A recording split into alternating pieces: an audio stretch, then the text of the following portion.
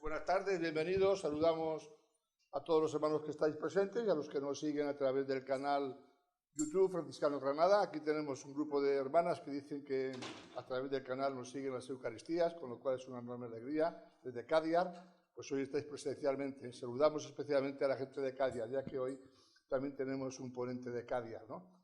Bueno, seguimos el itinerario que tenemos cuaresmal.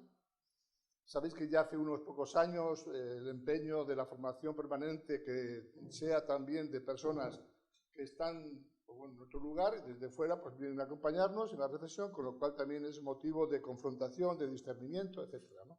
Esa es la pretensión. Entonces, justo los miércoles de Cuaresma, de Pascua, nuevamente de Adviento, bien sabéis que los dedicamos justo a este tipo de formación, diríamos, pues de una pastoral más globalizada, esa es la intención, ¿no? Dejamos un poco los grupos particulares y tenemos ese espacio más común. Como mañana tenemos la oración de los jueves, o la centinelas de la noche del viernes, o un poco así. Entonces, este año ya hace algún tiempo que yo a Juan le di, y algún día te invitaré a dar una charla, juntamente con algún sacerdote más también, el párroco de Alendín, que también supongo que nos acompañará.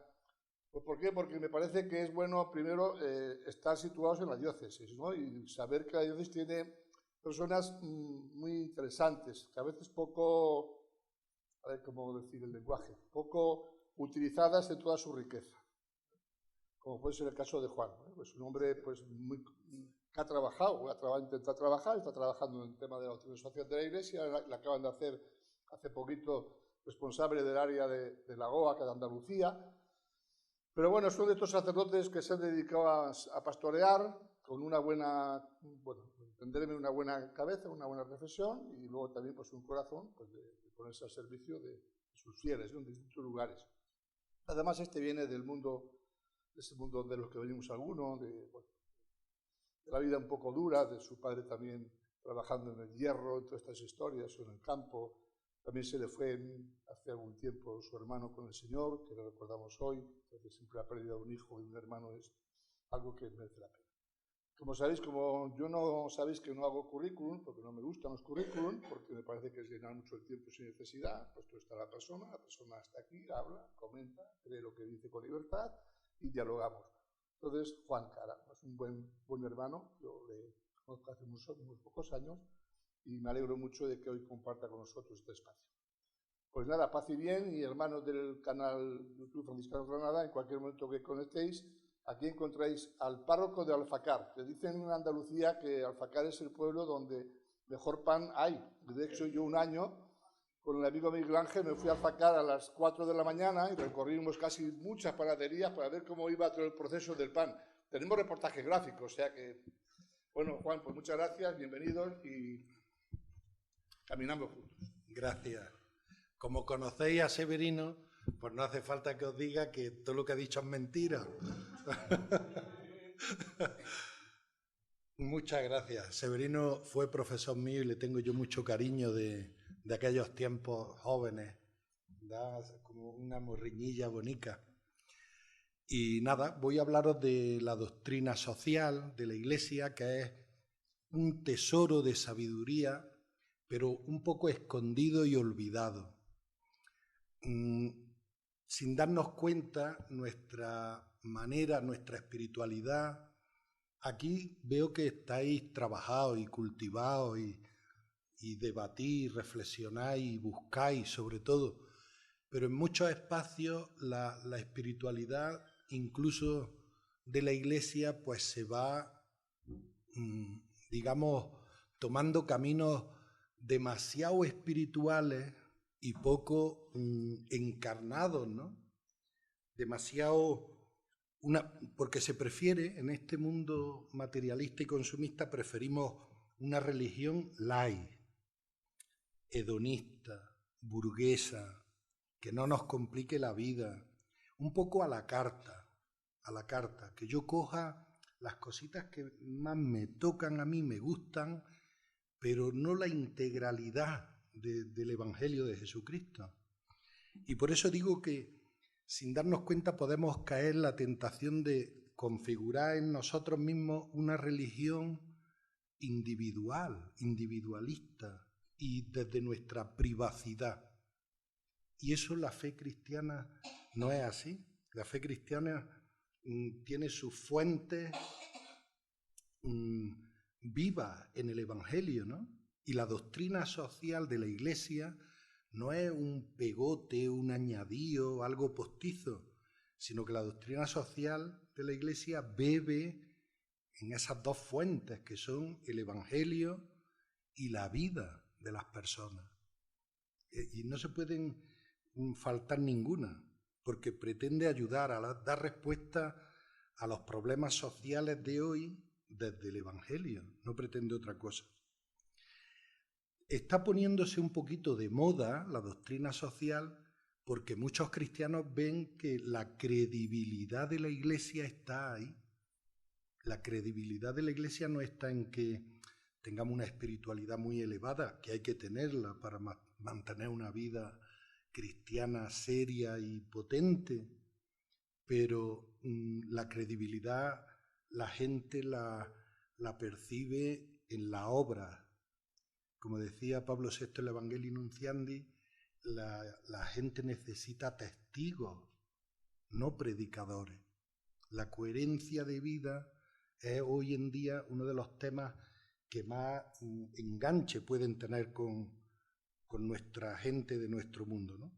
El objetivo de la doctrina social, pues, es ese encuentro del Evangelio con la realidad, porque todo lo que es humano nos pertenece, decía Pablo VI en la Ecclesiam Suam, o en la Gaudium et Spes, que ese texto lo sabemos todos, los gozos y las esperanzas de los hombres de nuestro tiempo, las tristezas, los miedos, las desconfianzas, son también tristezas, alegrías de la Iglesia. El método que se utiliza en la doctrina social de la Iglesia es un método como muy consagrado, que es el método de la revisión de vida, del ver, juzgar y actuar. Desde la realidad vamos al compromiso, pero pasando por un discernimiento personal y comunitario. Ese método da sus frutos cuando aprendemos a ver, a mirar de una manera diferente la realidad. Porque si miramos con los ojos que nuestro mundo quiere que miremos el mundo, pues probablemente no veamos la verdad de la realidad, lo que hay detrás de las realidades y de los fenómenos sociales en los que estamos envueltos. Por eso hay que aprender a mirar la realidad en toda su profundidad, con la ayuda de la ciencia humana, de la sociología, de la psicología, de la filosofía, de todo lo que queramos. Todo ilumina nuestra manera de conocer y de coger esa realidad en su integralidad. Es un método realista que parte de la realidad, es teológico porque nosotros miramos la realidad desde la encarnación, desde el misterio de un Dios que quiere, que asume esa realidad y la quiere hacer suya, y la quiere hacer como el lugar de salvación. Como decía un santo padre, la carne es el quicio de la salvación, es la realidad. La salvación no acontece en las teorías ni en la filosofía. La salvación acontece en cada persona cuando arriesga. Es un método que trata de hacer una hermenéutica, una interpretación global, integrando todos los aspectos, no mirando, siempre nuestras miradas son parciales, pero hay que tratar de amplificarla y hacerla, la palabra que hoy está de moda por influencia de las filosofías orientales, holístico, ¿no? Que lo englobe todo. No podemos mirar solo desde una postura económica, porque acabamos en un economicismo. Acabamos viendo, la Semana Santa interesa, sí, pero es porque se ingresan económicamente. Hay que mirarlo también bajo otros aspectos, bajo otras realidades, ¿no? Teológicas, bíblicas, culturales, éticas, jurídicas, en fin. Eso Es un método personalista, como veremos más adelante, que me voy a detener con más tiempo en ese principio de la centralidad de la persona, porque la persona es el centro de toda la vida social, política, cultural y económica en la que vivimos.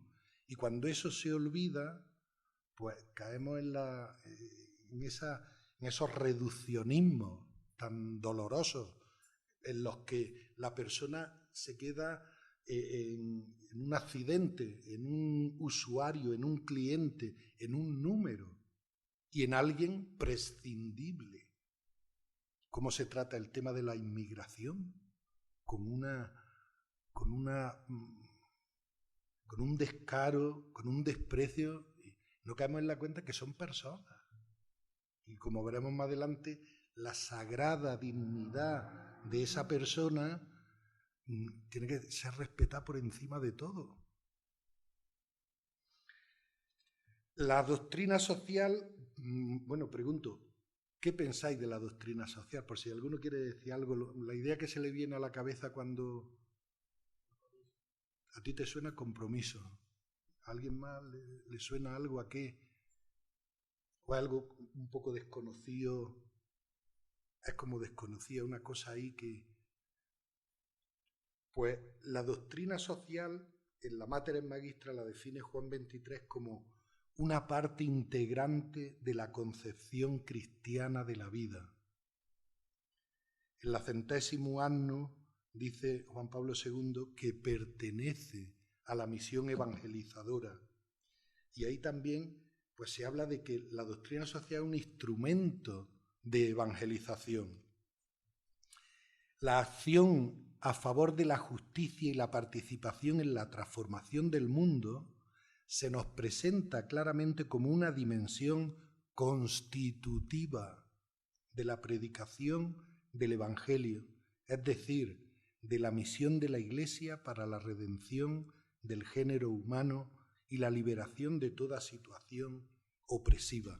Este es un texto de un sínodo que hubo sobre la justicia en el mundo.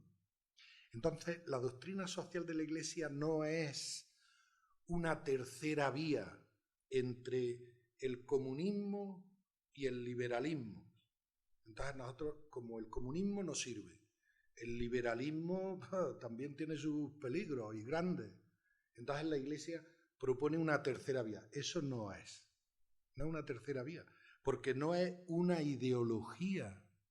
La doctrina social no es una elaboración filosófica que tiene su cuerpo ideológico, sino que, como dice la Sollicitudo Rei Socialis de Juan Pablo II, es una cuidadosa formulación del resultado de una atenta reflexión sobre las complejas realidades de la vida del hombre en la sociedad y en el contexto internacional, a la luz de la fe y de la tradición eclesial. Su objetivo principal es interpretar esas realidades, examinando su conformidad o diferencia con lo que el Evangelio enseña acerca del hombre y su vocación terrena y a la vez trascendente. Por eso no pertenece al ámbito de una ideología más. La doctrina social no la podemos ver como una teoría que se han inventado los papas, porque tienen muchos textos de doctrina social los papas, pero también en las conferencias episcopales, documentos de sínodos, de asambleas, todo eso puede ser integrado en el cuerpo de esa doctrina social. Pero la doctrina social no funciona así. Y por eso ahora en los principios veremos que son transversales, que desde que empezó con la Rerum Novarum en el 1891, con León XIII, hasta la última de Francisco, la Laudato Si, sobre el cuidado, no, la Fratelli Tutti, ha sido la última, la Fratelli Tutti es posterior. Pues en ese itinerario, en esa evolución, y una evolución que se percibe en el acento que se pone en los temas, en la manera de tratar los temas, pero en todo ello veremos que hay unos principios pues, que nacen del Evangelio y de tocar la realidad. Lo iremos viendo. Por eso no pertenece como a una teología especial o especialística, sino que pertenece a la teología moral, pertenece al ámbito de la acción humana, de lo que las personas, por la vocación de Dios, estamos llamados a hacer en este mundo. Y ahí el papel de las comunidades pequeñas, como las vuestras, es indispensable. La doctrina social no la van a hacer los obispos o el Papa, va a sacar la encíclica y ahí va. Él saca reflexiones que son riquísimas y dignas de estudio y de profundización, pero le toca a las comunidades locales. Eso lo dice en la 80ª Benien, Pablo VI, dice: frente a situaciones tan diversas, no se puede pronunciar una palabra única, ni tampoco proponer una solución con un valor universal, porque la solución a un problema, aunque sea global, tenemos que hacerlo localmente. Piensa globalmente, pero actúa localmente.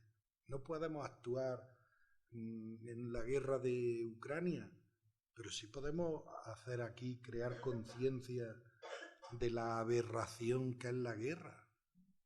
Y podemos sembrar otra manera de... Incumbe a las comunidades cristianas analizar con objetividad la situación propia de su país, esclarecerla mediante la luz de la palabra del Evangelio, deducir principios de reflexión, normas de juicio y directrices para la acción, según las enseñanzas sociales de la Iglesia, tal y como han sido elaboradas a lo largo de la historia. A estas comunidades cristianas les toca discernir. El discernimiento es importantísimo. Me ha dicho Sebe que vaya a tener ahora una charla también sobre discernimiento. Una comunidad tiene que discernir y tiene que plantearse y hacer un camino de reflexión y de debate y de búsqueda de lo que Dios quiere ante esa realidad. Eso está en la 80ª Benien, el número 4. Voy citando documentos que os suenan a música celestial, pero que son muy bonitos, claro, muy bonitos.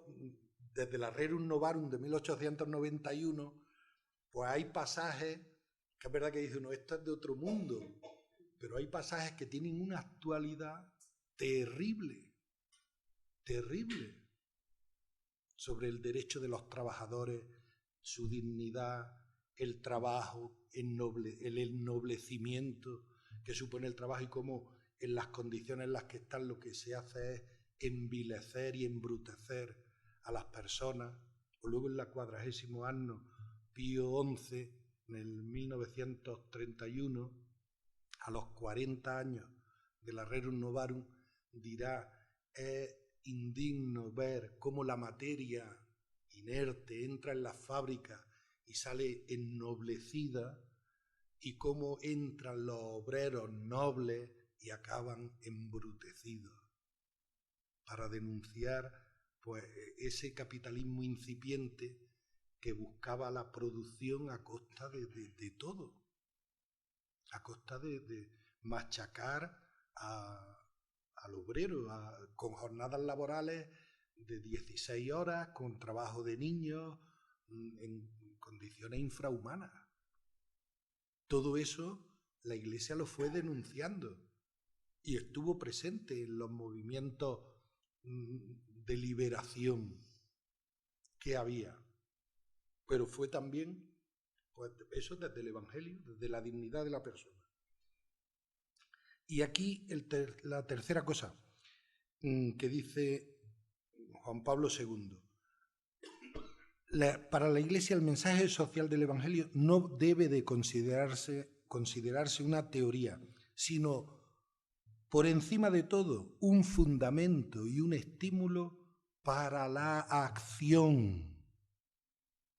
No la acción prometeica o fáustica de la acción como con esa voluntad de poder de Nietzsche también que que reducía el hombre a su fruto. No, esa acción es inhumana. Pero la acción, como la concebían otros filósofos, Blondel habla de la acción como la epifanía del ser. En la acción expresamos lo que somos. Los clásicos, los escolásticos clásicos decían un adagio que permanece ahí: operari sequitur esse. El hacer viene después del ser. El ser es... Dios nos mira por lo que somos, no por lo que hacemos. Pero ese ser que somos se expresa en sus acciones, se expresa y se compromete. Por eso la raíz del compromiso no es externa, no es algo como impuesto al estilo de la moral kantiana, ¿no? de la moral de tercera persona, porque hay un principio que lo manda y hay que hacerlo.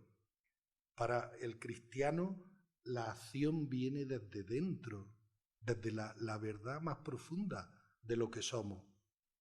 Y esa acción, por eso se nutre de Dios mismo. Y por eso esa acción nunca será avasallante ni anuladora de las personas, sino que irá buscando siempre el bien. Toca a los seglares, esto lo dice Pablo VI en la 80ª Venien, deben asumir como tarea propia la renovación del orden temporal. Y fijaros, pertenece a ellos mediante sus iniciativas y sin esperar pasivamente consignas y directrices. Muchas veces los seglares son los monaguillos del cura o de lo que diga el obispo. Los seglares tenéis la plenitud del Espíritu para transformar el mundo conforme a lo que el Espíritu va sugiriendo. Y ese clericalismo latente o no latente, confeso, pues también hay que ir superándolo. Los seglares sois la Iglesia es seglar, no es clerical. Los clérigos estamos para servir a la comunidad, para ayudarla, sostenerla, presidir los sacramentos y animar el compromiso temporal de los cristianos. Toca a los seglares penetrar del espíritu cristiano la mentalidad y las costumbres, las leyes y la estructura de su comunidad de vida. Eso lo decía en la Populorum Progressio y lo citaba en la 80ª Venien. Bueno, no me enrollo más porque entonces no, ya voy yo. Esto le tengo que meter el turbo. Los principios y valores de la doctrina social. La Iglesia, ya os lo he dicho antes en ese batiburrillo de presentación del tema y de enmarque, pero lo que trata es de hacer una gramática ética común. Eso Juan Pablo II en el discurso a la ONU de 1995, pues invitó, señores, vamos a caminar hacia una gramática, hacia una norma para entendernos en los temas éticos y común, porque es más lo que nos une que lo que nos separa. Entonces hizo un llamamiento a todas las naciones a que buscáramos lo que une, que ciertamente es muchísimo más que lo que nos separa. Y porque él decía que la ley moral universal escrita en el corazón del hombre es esa gramática, esa ley moral, esa impresión de la luz divina en nosotros, eso que es el sustrato más humano y más humanista y más humanizador que hay, es lo que hay que caminar. Yo no puedo caminar en las tonterías más accidentales donde una solución puede... Yo tengo que ir a la verdad más profunda de las personas. No puedo quedarme... Entonces, hacerle caso a esa lógica humana moral, dialogante, constructora de persuasiones comunes. Esa gramática ética común une el Evangelio y la razón, une a los creyentes y a los no creyentes, para dar alma ética y cultural a la economía, a la política, pues desde esa visión integral de la persona. Se pueden ir descubriendo a lo largo de todo el tiempo unos principios, unas verdades fuertes, como algo permanente, como unos principios transversales que nos sirven para situarnos ante cualquier problema. Un cristiano que esté bien armado, pues sabe estar y enfrentarse a los problemas no desde la perspectiva que nos venden los medios o lo que más nos insisten, sino desde una perspectiva propia y comunitaria. Esos principios de la doctrina social brotan del encuentro entre el mensaje evangélico con los problemas de la vida social. Permanecen porque son lo esencial, y lo esencial permanece siempre.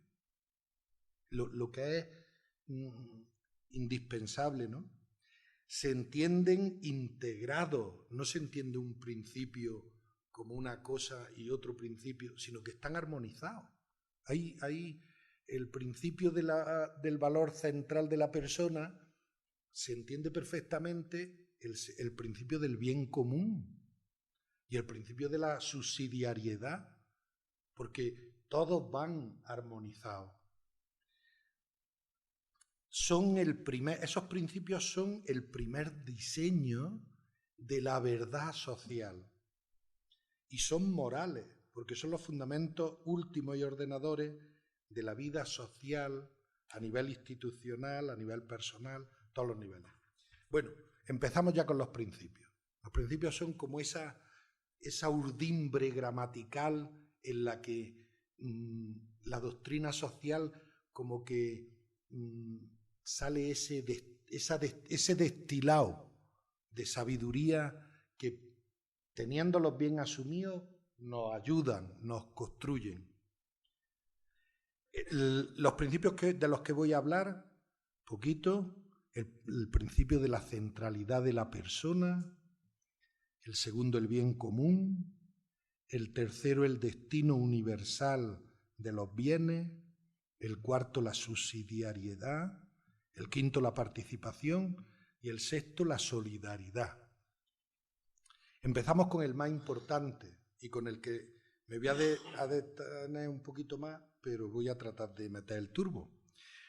El hombre, la imagen viva de Dios. El hombre es capaz de Dios, es social y es trascendente. Eso la Iglesia lo entiende así. El hombre es la imagen viva de Dios mismo. Su plenitud está en Cristo, que no solo Cristo nos revela quién es Dios, sino que nos revela quién es el hombre. En él vemos la humanidad pues, en su plenitud, en lo que estamos llamados a ser. Desde su encarnación, Dios se ha unido a cada hombre. De ahí que para la Iglesia la persona es el camino. En la Redemptor Hominis, que es una encíclica programática de Juan Pablo II, la escribió cuando empezó a ser papa, pues habla de el estupor ante el misterio insondable de lo que es la persona humana. La grandeza, luego sus miserias y sus debilidades y sus precariedades, pero sobre todo la sublimidad de lo que somos, la infinitud, lo que ha puesto Dios en nosotros y la vocación que hay en cada uno de nosotros a infinitizarnos en Dios, a participar de su ser. Y por eso somos el centro de la creación, no para llenarnos de orgullo y de dominio, sino al contrario, estamos en el centro para servir a la creación y para servir a las personas. Toda la vida social es expresión de su inconfundible protagonista, que es la persona humana, que es su centro. En la Centésimo Annus dice Juan Pablo II que es el sujeto, el fundamento y el fin de toda la vida social. Y toda la doctrina social se desarrolla a partir de ahí, a partir de la inviolable dignidad de la persona humana. Eso lo dice Juan XXIII en la Mater Magistra, en el número 53. Su dignidad de persona no le viene de lo guapo que sea, de lo sano que esté, de lo joven que, o de los poderes que tenga y las capacidades. Su dignidad le viene de ser criatura de Dios a su imagen y semejanza. Esa es la sacralidad que hay en la persona. El hombre es un interrogante para él mismo y una búsqueda de Dios. Y por eso el hombre vive buscándose a sí mismo y buscando su destino final. La persona que deja de buscar, pues se está quitando vida, está muriendo. De esa semejanza es de donde brota su ser social. No somos sociales como los neocontractualismos proponen. Es un contrato social, porque tenemos que vivir en sociedad, tenemos que apañarnos, vamos a poner unas normas, Para los cristianos no somos sociales porque hayamos caído en esta tesitura de tener que convivir, de vamos a hacer unas normas de convivencia. Para los cristianos, nuestro ser social es una socialidad radical y teológica. Por ese nosotros yo expreso mi ser imagen de Dios, porque esa comunión de las personas, esa sociabilidad de las personas, me saca de la soledad que tienen las cosas inertes y me lanza al cuidado de la vida, de la naturaleza, me lanza al encuentro con los demás, me hace responsable y custodio de las cosas y de los demás. Y eso porque así es Dios. Es que Dios no es de otra manera. Por eso las personas que este individualismo moderno que nos invade, que yo creo que es una estrategia de dominio también, el decirnos, no, tú preocúpate de ti, los demás ya se arreglarán. Ese individualismo que nos va permeando ahí, nos va quitando, nos va robando nuestra dignidad de personas. Nosotros no somos nada aislados de los demás. Somos clan, somos tribu, somos pueblo. No existimos por separado. Ortega y Gasset hablaba del hombre masa. El hombre masa vive aislado. Es una pieza del engranaje. Pero no es una persona que se relaciona. No es imagen de Dios vivir en ese... Además, en la Trinidad hay circulación de vida. Se llama la perijoresis, ¿no? La perijoresis trinitaria. El Padre es Padre complaciéndose en el Hijo es Hijo amando y entregando al Padre por el Espíritu todo su amor y ese amor que lo une a el Espíritu y eso es una circulación de vida. Pues la sociedad es eso también. Aunque no nos lo podamos pues porque vemos que en la sociedad lo que hay es más lucha de intereses, pues esa no es la vocación de la persona, según el proyecto y el sueño de Dios. Esa imagen viva de Dios que somos está rota por el pecado. El pecado, por un hombre entró el pecado en el mundo y por el pecado la muerte.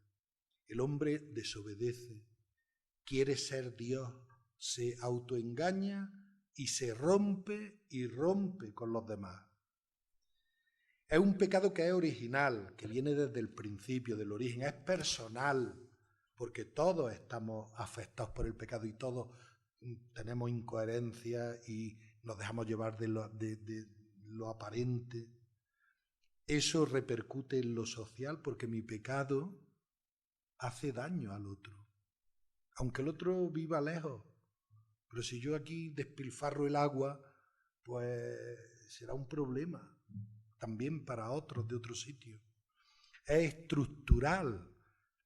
Eso, había moralistas que no querían que se llamara el pecado estructural porque el pecado siempre tiene que ser personal. Pero Juan Pablo II en la Sollicitudo Rei Sociali fue valiente y dijo, no, sí, puede haber un pecado estructural. Las estructuras alimentadas por el pecado de las personas, pero pueden generar mecanismos de pecado, mecanismos de explotación, que no lo hace nadie personalmente, pero lo hacemos todos. Y es universal. Si decimos que no tenemos pecado, nos engañamos, dice Juan en la primera carta. Aunque ahí también hay que decir que la salvación también es universal. El pecado es universal, pero la salvación de Cristo también. Y el pecado no es la última palabra. Nuestra esperanza está puesta en Él, en Jesucristo.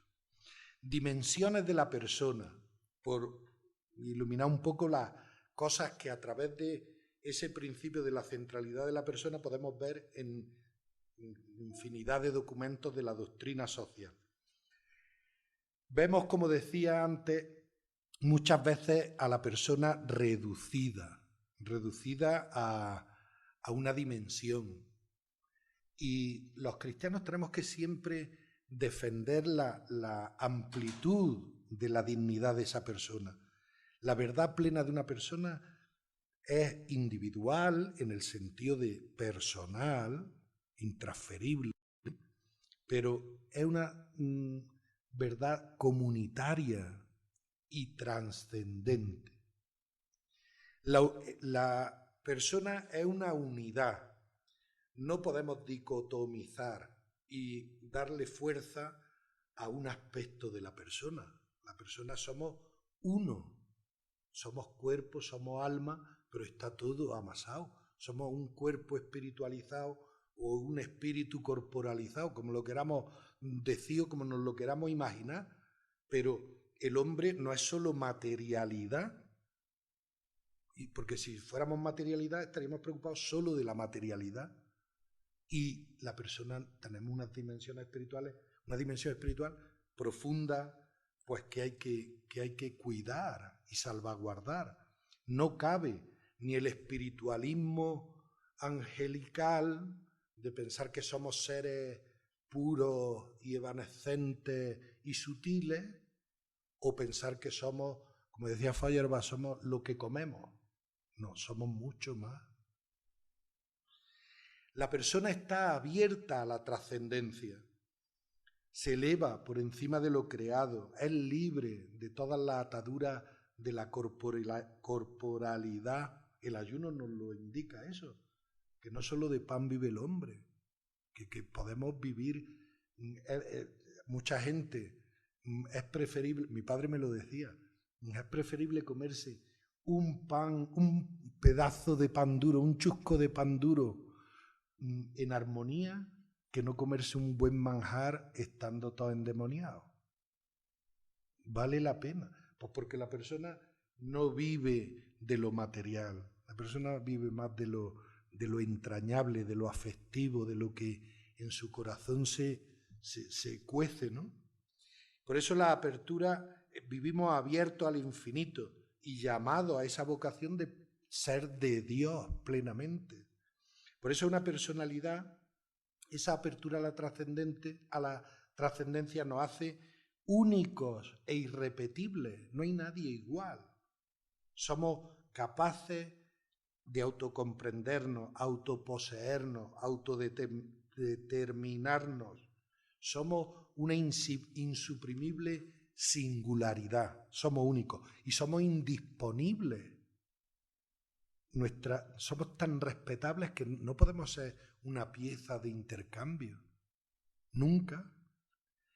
Esa dignidad trascendente de la persona humana viene de nuestro ser imagen de Dios. Como dice la Gaudium et Spes, es la única criatura que Dios ha amado por sí misma.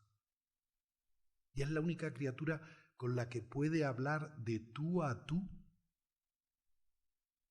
Esa es la grandeza de la persona, que nos ha puesto Dios a su nivel para poder entablar una comunión de vida, ¿no? Los cambios sociales auténticos, por eso pasan por lo personal. Los cambios sociales auténticos no son porque la bolsa sube y qué bien, la economía va bien. Eso pasa por nuestras maneras de vivir, nuestras opciones de vida y cómo nos organizamos y cómo vamos creando tejidos comunitarios, tejidos de otra conciencia. Somos libres, una libertad que está unida a la ley moral. El tema de la libertad es importante porque a veces pensamos que la libertad es absoluta. La libertad no es absoluta. Somos libres, pero tenemos unos límites. Nuestra libertad no es ilimitada, hasta donde la libertad obedece a la verdad. La libertad no crea la verdad, sino que la busca y la trata de obedecer. Porque si no, pues acabamos en el estar pegándonos patadas unos a otros con nuestras libertades, ¿no? Bueno, hablo un poquito de la ley moral, pero me lo voy a saltar. La igualdad de la persona.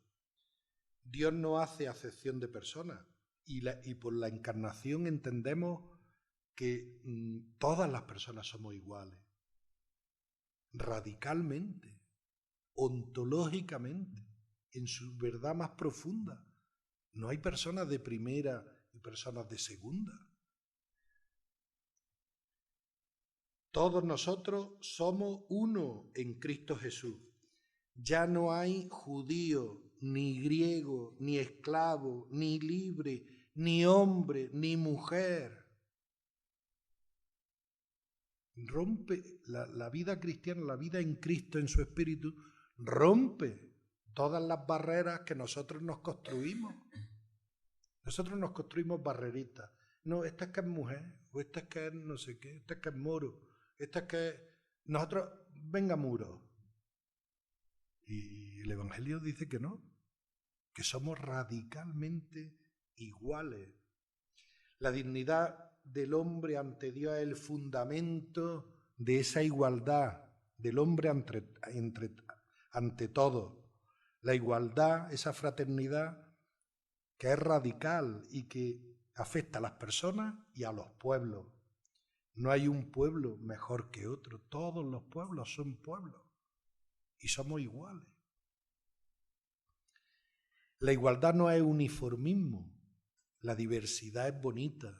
Dios no ha querido que las hojas de un árbol sean iguales.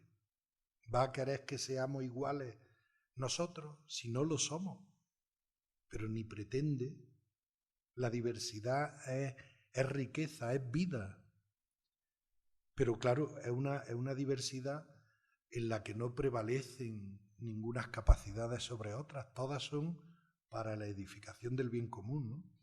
Esa sociabilidad, porque somos una subjetividad relacional, es capaz de comunión, es capaz de conocerse, de amarse. La vida comunitaria es natural, es originaria del hombre, no es un pegote exterior. Esa vida comunitaria es lo más primario y no es automática.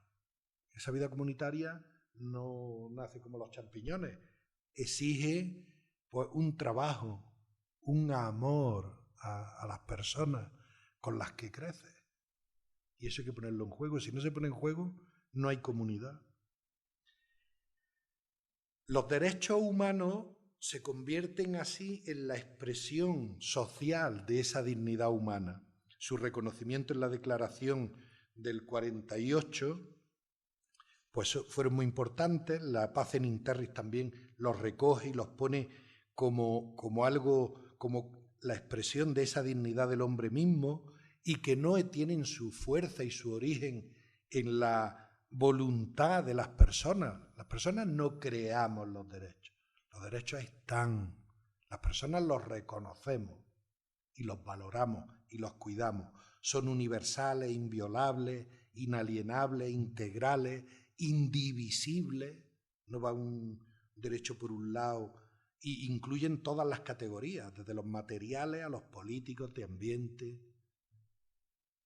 Juan XXIII hace una lista, en el concilio se hace otra lista, en fin, que están unidos a los deberes y también son de los pueblos y de las naciones. Exigen su defensa y promoción. Hay un documento, La Iglesia y los Derechos Humanos, donde habla, pues eso, del fundamento de esos derechos en esa dignidad humana. Vamos a hablar ya del segundo, porque hay que dedicarle 2 minutos a cada principio.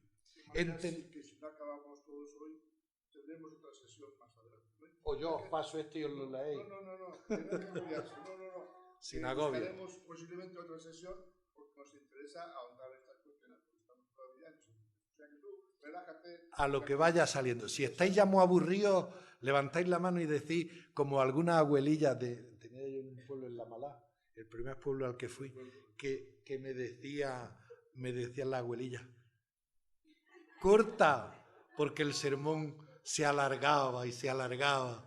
Y me decían, pues vosotros igual, decidme que corte. Entendiendo este principio de la centralidad de la persona y de su ser, esos mínimos de antropología teológica, de dónde viene nuestra dignidad, yo creo que se entiende todos los otros principios y nos ayuda a estar, digamos, armados a la hora de tratar cualquier tema, porque teniendo eso muy bien asimilado, pues los argumentos ya brotarán, y en una discusión sobre cualquier tema, oye, pero ¿tú has pensado que las personas estamos por encima de ese tema? ¿Tú has pensado que este conflicto a lo mejor se arreglaba hablando y descubriendo que los intereses del otro y los míos pueden convivir si les ponemos un límite a ellos, ¿no? Bueno, el bien común. El bien común es el conjunto de las condiciones de la vida social que hacen posible a las asociaciones y a cada uno de sus miembros el logro más pleno y más fácil de su propia perfección. Esa definición está en la Gaudium et Spes, en el número 26.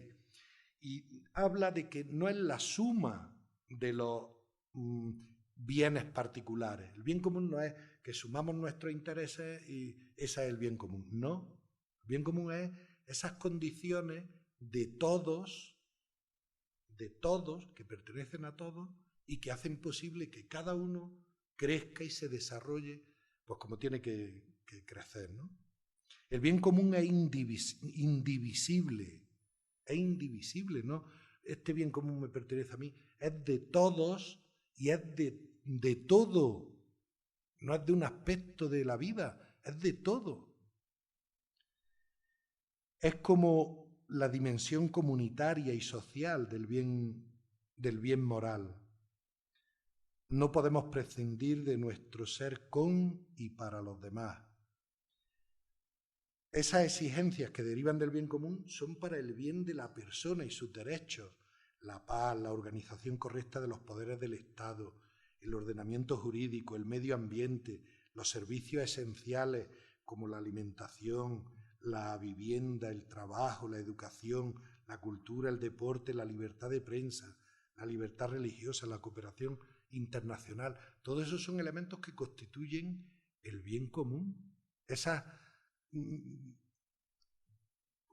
condiciones en las que una persona puede desarrollarse. Si no tiene vivienda, pues no puede desarrollarse. Habrá que buscar la manera de que la vivienda llegue a todos y haya posibilidades de que los salarios suban un poquito, las viviendas bajen otro poquito, y entre todos hacer que todo el mundo pueda tener acceso a la vivienda, a la comida, a la sanidad, Es un deber y una responsabilidad de todos. De hecho, Santo Tomás lo pone como una de las inclinaciones naturales altas. Lo mismo que conocer a Dios, que es una inclinación, la inclinatio, la propensión, que es la que habla Santo Tomás del conocimiento y del ser del hombre. El hombre conoce porque se inclina, porque está puesto por Dios con esa inclinación al bien. Pues lo pone ese buscar el bien común como una inclinación alta. Tanto como conocer a Dios es el vivir para la sociedad. Es un derecho a disfrutar por todo, no unos cargados de fabulosas riquezas y la incontable multitud de los necesitados, que decía Pío XI en esos comienzos de la Revolución Industrial.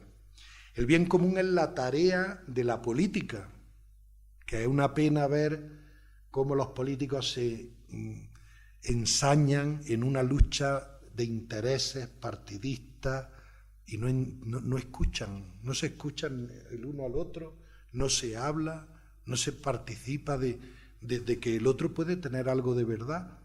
Aquí es cada uno a su interés y con la estrategia y el marketing para dar el mensaje que porque el Estado y la política están al servicio de ese bien común.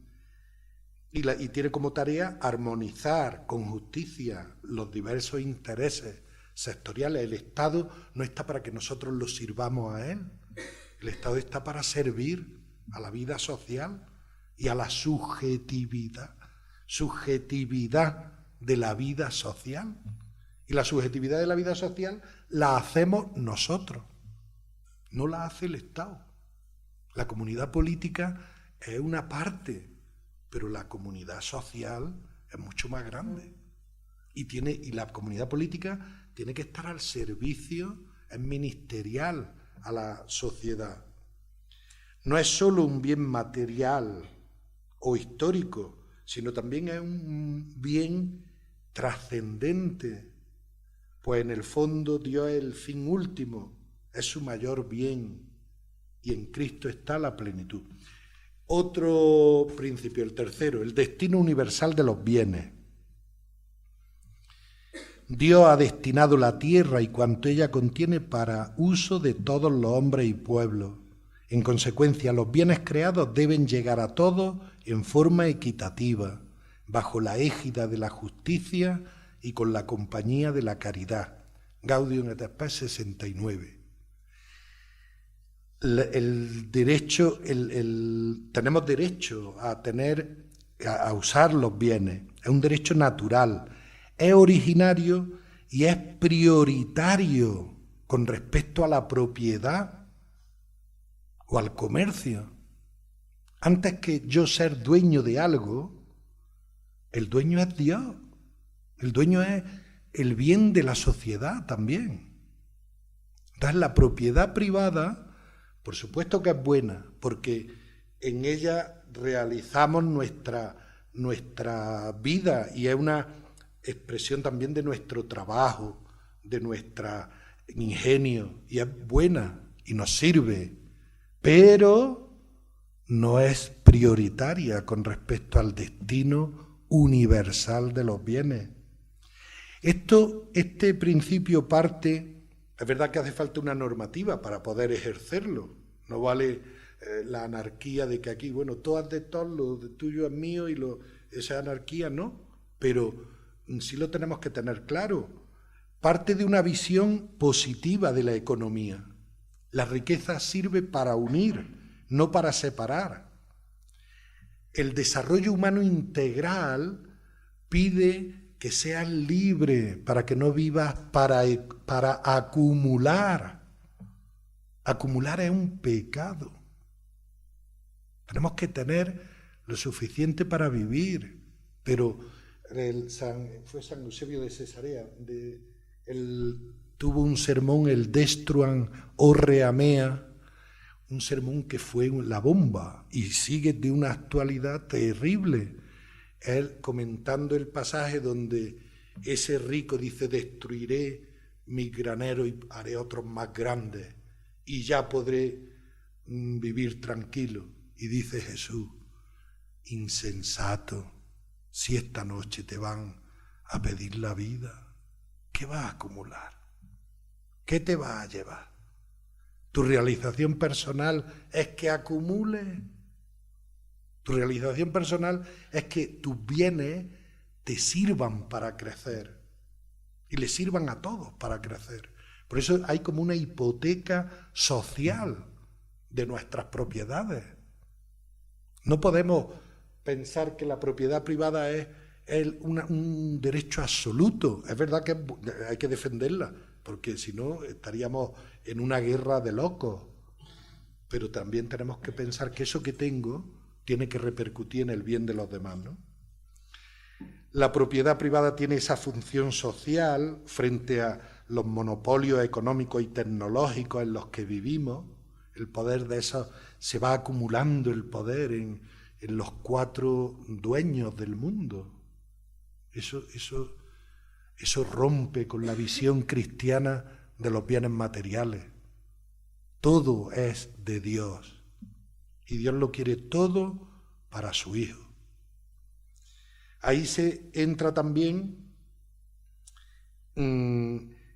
eso, que los bienes dependen de Dios y son para el bien común y son medios y no fines.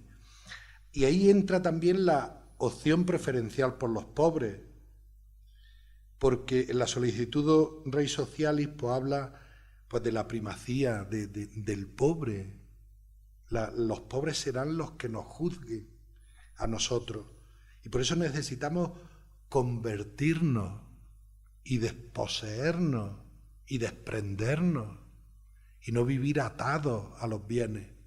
Los bienes son medios para arreglar nuestra vida, para vivir dignamente, para tener una seguridad, pero no son el objetivo de la vida. Esta opción nace del Evangelio de las Bienaventuranzas, de la pobreza de Jesús y de cómo Él trató a los pobres. Otro principio, y ya vamos acabando. Este ya no aguanta más. Nada, no pasa nada. La subsidiariedad, es una palabra. ¿Sabéis lo que es la subsidiariedad? ¿No? Dice la 40º Anno, una definición del año 1931. Dice: como no se puede quitar a los individuos y darlo a la comunidad lo que ellos pueden hacer con su propio esfuerzo e industria, así tampoco es justo quitar a las comunidades menores e inferiores lo que ellas pueden hacer. Debe prestar ayuda a los miembros del cuerpo social, pero no destruirlos y absorberlos. La subjetividad creativa de los ciudadanos, la subjetividad social, hay que defenderla siempre, y este principio la defiende frente a los poderosos, frente a los que tienen mecanismos de poder.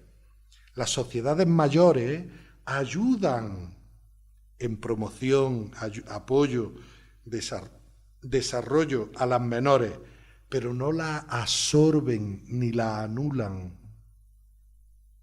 Eso pasa a nivel personal cuando tú a una persona necesitas, la coloniza, la convierte, la inutiliza, la condena a que siga siendo pobre. Y por eso no podemos colonizar ni anular a esa persona. Hay que darle los mecanismos para que sea dueña y protagonista de su vida. Por eso este principio de la subsidiariedad nos defiende frente al poderoso, frente a la centralización excesiva, frente a la burocratización, frente al asistencialismo, frente a la invasión del Estado hipertrofiado, asistencial, que lo cubre todo, el Estado que nos lo resuelva todo. No, yo, ¿para qué voy a trabajar si yo tengo mi paguita? Y el Estado me tiene que dar mi paguita. Como si el Estado no puede anularte a ti, ni puede anular lo que las asociaciones y la sociedad va creando como su ser sujeto, su subjetividad, ¿no? El Estado puede participar y intervenir en la economía buscando mayor igualdad y justicia y paz, pero siempre respetando a la subjetividad de las asociaciones implicadas. Ya la participación que nace de esta subsidiariedad, si no pueden colonizarme, ni el Estado tiene que anular esa subjetividad de la sociedad, yo tengo que participar. Son las actividades mediante las cuales el ciudadano contribuye a esa vida cultural, económica, política y social de la sociedad civil a la que pertenece. Participar es expresión de la regla de la convivencia, que es la colaboración, la corresponsabilidad. Todos tenemos que colaborar. Ahí da un poco de pena porque ¿dónde están los cristianos en la política? Como la política es un mundo de mugre, nadie quiere mancharse las manos. Y por eso están a lo mejor los que no deberían de estar. Pero ¿dónde están los cristianos? ¿Dónde estamos? Hemos desistido de un espacio en el que también estamos llamados a participar y a implicarnos desde nuestra libertad, nuestras posibilidades, desde el discernimiento de nuestras comunidades, desde lo que sea, pero la ausencia de la vida pública de los cristianos es grave. Eso hay que hacérselo mirar. Los cristianos tenemos que mirar eso y decir, oye, estamos ausentes, no estamos implicados. No tiene que ser que me apunte a un partido, que puede ser también, pero sí participar en la vida pública, social, en los problemas que hay en mi pueblo, en mi barrio, no desde la mirada, que esa sí la tenemos todos los cristianos, por nuestro buen corazón, la mirada asistencialista. Esa también hace falta, pero esa no puede ser la única. Incluso en esa mirada tenemos que ver las causas que generan que haya personas a las que haya que ayudarle. Educarnos para esa participación es una tarea de la comunidad cristiana. Y educarnos para tampoco sentirnos ahí como francotiradores, sino sentir que la comunidad entera apoya, respalda esa presencia pública y ese compromiso que... Y el último ya, y vamos a redondear ya, a ver si da tiempo a hablar algo, no lo sé. La solidaridad. En la solicitud del Rey Social y en el número 38 hay una definición muy bonita. Es la determinación firme y perseverante de empeñarse por el bien común, es decir, por el bien de todos y de cada uno, para que todos seamos verdaderamente responsables de todo. ¿Qué definición más bonita? La solidaridad es que yo soy responsable del otro, no que me lavo las manos de sus problemas, sino que a lo mejor no sé solucionarlos. A mí me vienen algunos problemas y digo, madre mía, yo no sé por dónde viene esto yo no sé, ni puedo, Pero bueno, pues vamos a intentar algo, vamos a probar de esta manera, por lo menos que no te sientas tirado o tirada de la vida y sientas que aquí estoy yo y que te acompaño y que... A lo mejor no podemos solucionarlo, pero sí podemos estar. La solidaridad es la expresión de esa socialidad natural, intrínseca de la persona, de la igualdad de todos y de la unidad de todos. Somos uno. Y lo que le pasa a uno nos afecta a nosotros. A lo mejor no nos llega el dolor de una madre en Ucrania que ve que le ha caído una bomba en su casa y han matado a... Pero nos llegan dolores, o ese dolor que lo vemos lejano, podemos también nosotros mitigarlo, podemos ver caminos de concienciación ante eso, ¿no? En un mundo globalizado crece la conciencia de ser más interdependientes y de las desigualdades. Por eso se necesita globalizar la solidaridad. Lo dice Juan Pablo II en la solicitud de redes sociales en los números 11 y 12. Es un principio social y es un principio moral. Social porque somos interdependientes a la fuerza, eso no nos lo podemos quitar, a la fuerza, y porque Dios nos ha marcado así, al hacernos a su imagen y semejanza, y es un principio moral, porque yo me comprometo en el bien del otro. La solidaridad está unida al bien común, a ese destino universal de los bienes, a la igualdad de los hombres y de los pueblos y de la paz. Los papas lo han ido llamando de muchas maneras: amistad, caridad social, civilización del amor, caridad política, amistad social, el Papa Francisco, y ya está. Y estamos en deuda siempre con esa sociedad, y Jesucristo fue el hombre solidario hasta la muerte. Perdonad porque no estoy yo acostumbrado a dar charlas y soy muy petardo, pero ya hemos acabado.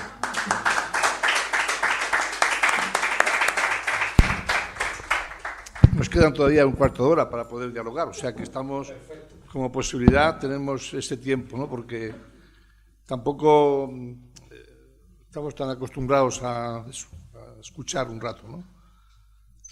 Bien, seguro quiere comentar algo de lo que le ha supuesto la escucha, de la reflexión que ha hecho Juan, pues sería un momento pues muy importante para eso, ¿no? Algo que no se ha entendido.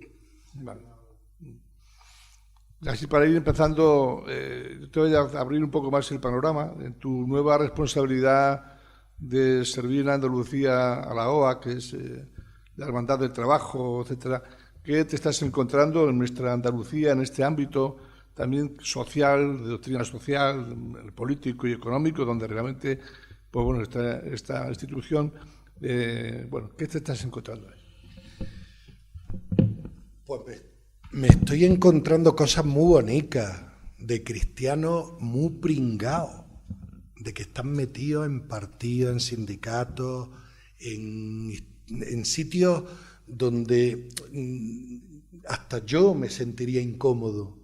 Pero gracias a Dios el Espíritu trabaja el corazón de muchos seglares y desde la realidad, porque no es que ellos lo piensan como desde arriba y van a tal sitio a realizar su voluntariado de 2 horas, no. Son gente que viven en barrios, en las 3.000 viviendas, en el polígono, en la Palmilla, gente sencilla, pero gente que tiene una vivencia de su fe muy fuerte y están implicados, y no de manera como artificial, sino de verdad como algo muy natural. Se han criado en ese ambiente, y en ese ambiente de las parroquias de esos barrios y de grupos de esos barrios, de la OA y han sabido, pues con su equipo, porque la OAC no es un movimiento así como individual, sino que vivimos en equipo. Tenemos nuestro equipo de 7, 8 personas, y ahí pues vamos hablando de nuestra vida, formándonos permanentemente. Gente que está súper formada, pero que siguen leyendo cosas de altura y cosas muy bonitas, ¿no? No solo formación intelectual o de reflexiones, sino tenemos nuestros retiros, nuestra oración,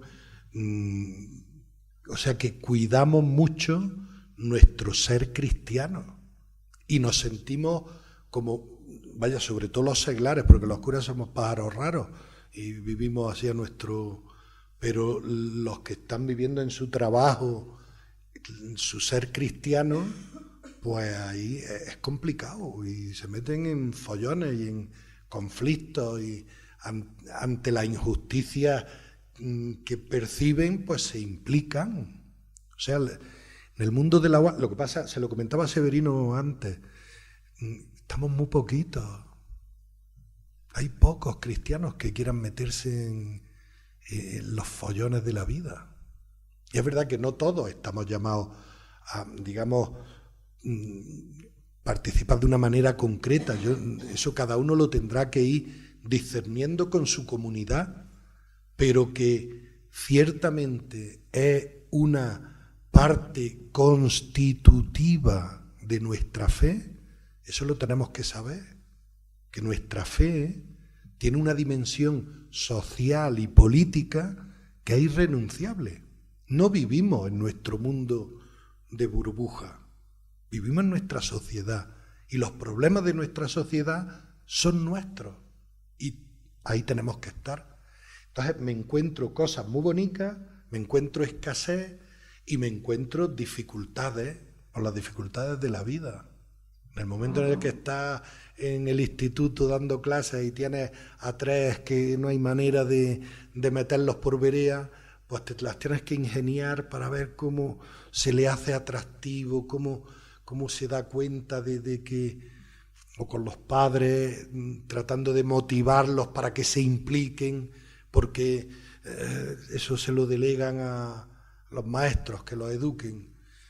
En todos los sitios donde trabajamos, donde estamos, en el bar charlando en una conversación acerca ahora del rearme, ¿no?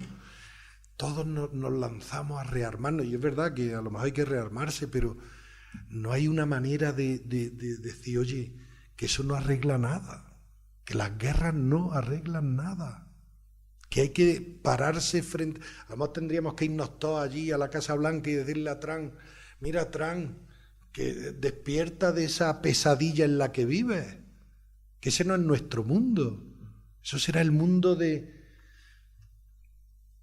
crear otras conciencias que se va haciendo poco a poco. Es verdad que a veces pretendemos transformar la realidad y eso lo podría hacer solo Dios. Dios podría hacer, venga, ya todo es muy bueno, ya se han acabado los problemas, pero sería a costa de eliminar nuestra libertad, sería a costa de saltarse al que ha querido darle el protagonismo de este mundo, que más de una vez dice uno, pues podíamos haber tenido menos libertad y vivir más en paz, pero no, Dios nos ha hecho así. Entonces, no sé si respondo. Me interesa, Juan, el tema de la educación desde chiquillos, ¿no? En la familia, en la escuela, cómo educar para ser seres sociales, comprometidos, más concretamente en la iglesia, ¿no? Más que nada para romper con ese individualismo, con esa manera cómoda de vivir, para ser como dirían creíbles, como diría ser pastores que hablamos a ovejas, están metidos en harina, ¿no? Siguiendo un ejemplo a sacar, están metidos en la masa. La pregunta que hace Miguel Ángel es para que lo sigan a través del canal, porque si no, no se enteran. Es cómo educar desde abajo, desde los procesos iniciáticos, en toda esta cuestión de la transformación social, implicándonos pues de la manera que mejor cada uno vea, pero ¿qué se puede decir desde ahí? Pues que eso, que hay que hacerlo, que ese tema, el tema del individualismo es un tema bestial. Yo creo que es una de las claves para entender el desvarío de nuestro mundo.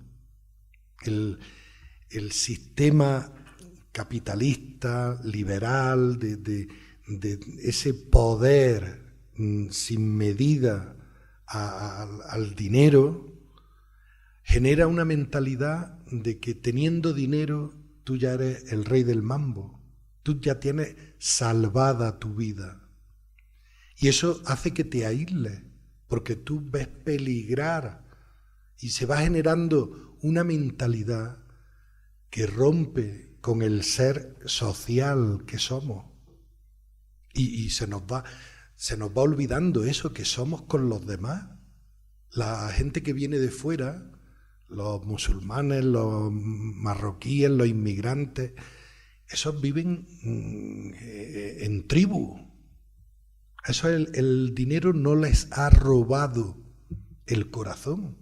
Ellos viven en la tribu, en el clan, tienen sus otros defectos y otras historias, pero a lo que vamos es a que las familias viven cada día más individualistamente. Fijaros que la familia antes estábamos de todo y había conflictos en la familia y peleas, pero todo se superaba con el que seguíamos siendo familia y estábamos en la misma sintonía, aunque hubiera rencilla y hubiera... Ahora no, ahora se corta radicalmente. Tiene hermanos, tíos, que cortan radicalmente.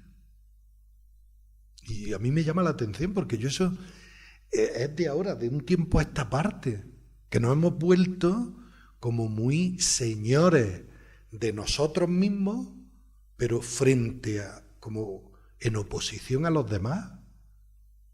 Entonces, meter en los pequeños ese ser con los demás, en la catequesis, en la escuela, en todos los sitios, es decir, mira, es que sin los demás no somos nada.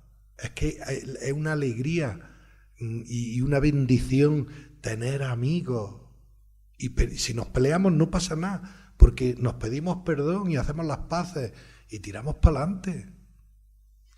Pero hay una fuerza ahí, de verdad, yo creo que es de los peores peligros de nuestro mundo de hoy. Ese individualismo que nos atomiza, lo que decía Ortega y Gasset, en definitiva. Es que nos convertimos en masa, nos convertimos en piezas de un puzzle, pero no hay conexión entre nosotros, no hay circulación de vida. Y es que nos matan, nos roban nuestra dignidad. Y yo lo veo total, vaya, la familia, lo que pasa es que es muy difícil. Yo como cura, yo no sé, de verdad me siento perdido, impotente, y tengo la iglesia que viene gente, pero crear espacios de comunión, de confrontación, de discusión, de ver qué podemos hacer, de ver, convoca y no viene nadie. Entonces, utilizo lo que puedo para llegar a las familias, para que se impliquen, para los padres reunirlos de vez en cuando, pues para decir, con la excusa de la catequesis de los niños, pues decirles cuál es su tarea como creadores de una mentalidad nueva. Pero claro, es un poco... Hay que trabajar con mucha humildad, pero trabajar, y lo que se pueda, ahí estará. Y el Señor ya hará que... Ya verá. Lo dejamos ahí. Alguna cosa, por si acaso, uno tiene alguna cosa más que no se quede con las ganas. Tenéis que iros. Vale, pues entonces, yo siempre... Para que también Juan siga formándose, pues le damos alguna lectura, ¿no? que conoce, porque, bueno, pues el profesor Estrada fue compañero nuestro, a mí me acompañó todo el proceso formativo, tanto en teología como en filosofía, que luego a ti también llegó a darte algunas clases, por lo menos, y bueno, refrescar un poco lo que son nuestras fuentes también de la filosofía, de la teología del laicado, tan poco desarrollada.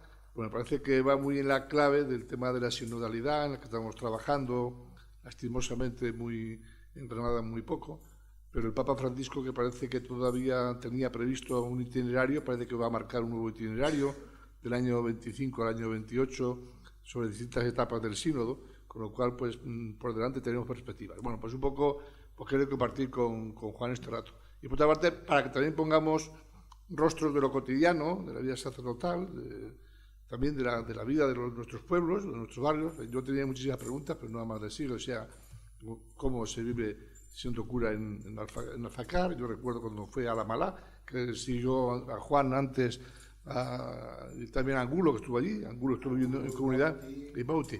Bueno, pues todos esos procesos me parecen muy bien, ¿no? Que realmente descubramos la perspectiva del mundo del pueblo, de España vaciada, la gente que trabaja también en ese campo, pues un poco por ahí, ¿no?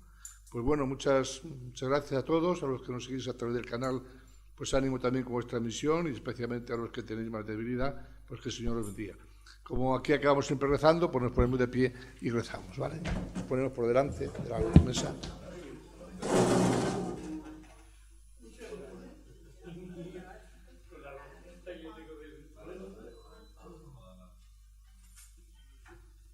Pues llenos de alegría, porque el camino de la Cuaresma es un camino de esperanza, aún en la fragilidad, y también la gracia de los principios que hemos ido hablando hoy.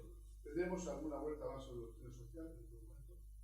No sé si la Pascua en otro momento, por si intentar refrescar también algunos principios básicos para nuestra propia formación humana, cristiana y también franciscana. Padre nuestro, que estás en el cielo, santificado sea tu nombre. Venga a nosotros tu reino, hágase tu voluntad en la tierra como en el cielo. Danos hoy nuestro pan de cada día, perdona nuestras ofensas, como también nosotros perdonamos a los que nos ofenden. No nos dejes caer en la tentación y líbranos del mal. Amén. El Señor nos bendiga y nos guarde, haga brillar su rostro sobre nosotros y nos conceda su misericordia. Amén. Vuelva su mirada a nosotros y nos conceda la paz. Amén. La bendición de Dios todo bondadoso, Padre, Hijo y Espíritu Santo, descienda sobre nosotros. Amén. Pues nada, la próxima semana hablaremos del discernimiento.